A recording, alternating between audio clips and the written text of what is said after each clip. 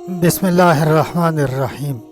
حضرت انس رضی اللہ عنہ سے روایت ہے کہ ان کا گزر چند بچوں کے پاس سے ہوا جن کو انہوں نے سلام کیا اور فرمایا کہ نبی اکرم صلی اللہ علیہ وسلم اسی طرح کیا کرتے تھے، بخاری و مسلم۔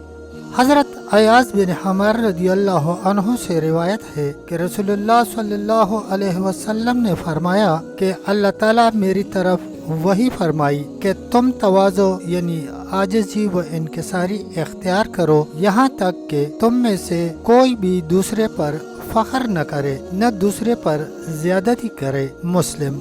حضرت ابو ہریرہ رضی اللہ عنہ سے روایت ہے کہ رسول اللہ صلی اللہ علیہ وسلم نے فرمایا کہ کوئی صدقہ مال کو کم نہیں کرتا، اور جتنا بندہ درگزر کرتا ہے اللہ اس کی عزت بڑھاتے ہیں، اور جس نے اللہ کے لیے تواضع کی اللہ نے اس کو بلند کر دیا، صحیح مسلم۔ حضرت انس رضی اللہ تعالی عنہ سے روایت ہے کہ ان کا گزر چند بچوں کے پاس سے ہوا جن کو انہوں نے سلام کیا اور فرمایا کہ نبی اکرم صلی اللہ علیہ وسلم اسی طرح کیا کرتے تھے، بخاری و مسلم۔ حضرت انس رضی اللہ عنہ سے بھی روایت ہے کہ مدینہ کی باندیوں میں سے کوئی باندی نبی اکرم صلی اللہ علیہ وسلم کا ہاتھ پکڑ کر جہاں چاہتی آپ کو لے جاتی۔ حضرت اسود بن یزید رضی اللہ تعالی عنہ سے روایت کرتے ہیں کہ سیدہ صدیقہ رضی اللہ تعالی عنہ سے پوچھا گیا کہ حضور اکرم صلی اللہ علیہ وسلم گھر میں کیا کرتے تھے؟ وہ کہنے لگیں کہ آپ گھر والوں کی خدمت میں لگے رہتے، جب نماز کا وقت ہوتا تو آپ نماز پڑھنے کے لیے تشریف لے جاتے، بخاری۔ حضرت انس رضی اللہ تعالی عنہ سے مروی ہے کہ جب رسول اللہ صلی اللہ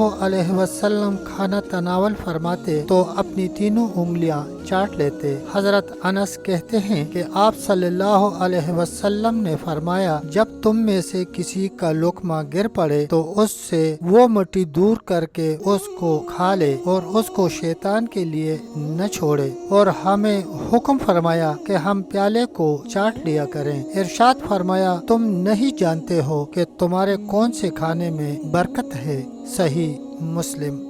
حضرت ابو ہریرہ رضی اللہ عنہ سے روایت ہے کہ نبی کریم صلی اللہ علیہ وآلہ وسلم نے فرمایا کہ اللہ تعالیٰ نے جس پیغمبر کو بھی بھیجا اس نے بکریاں چرائیں۔ صحابہ کرام رضی اللہ عنہم نے عرض کیا، اور آپ بھی؟ آپ صلی اللہ علیہ وسلم نے فرمایا، جی ہاں، یہ میں اہل مکہ کی بکریاں چند کی رات میں چراتا تھا۔ حضرت ابو ہریرہ رضی اللہ عنہ سے روایت ہے کہ نبی کریم صلی اللہ علیہ وسلم نے فرمایا کہ اگر مجھے بکری کے پائے یا بازو کھانے کی دعوت دی جائے تو میں ضرور قبول کروں، اور اگر میرے پاس پائے یا بازو ہدیہ بھیجے گئے تو میں ضرور قبول کروں گا، بخاری و مسلم۔ حضرت اسماء بنت یزید رضی اللہ عنہا سے روایت ہے، رسول اللہ صلی اللہ علیہ وسلم کے قمیص کی آستین یعنی بازو کے پانچے تک تھیں، ابو داود۔ حضرت ابو سعید سمرہ بن جندب رضی اللہ عنہ سے روایت ہے کہ میں رسول اللہ صلی اللہ علیہ وسلم کے زمانہ میں نوعمر لڑکا تھا، اور میں آپ کی باتیں یاد کر لیتا تھا، مگر ان کو بیان کرنے سے یہ بات روکتی کہ وہاں مجھ سے زیادہ عمر والے لوگ موجود ہوتے تھے، بخاری و مسلم۔ تب تک دوستو اتنا ہی، ملتے ہیں انشاءاللہ اگلی ویڈیو میں، تب تک کے لیے اللہ حافظ۔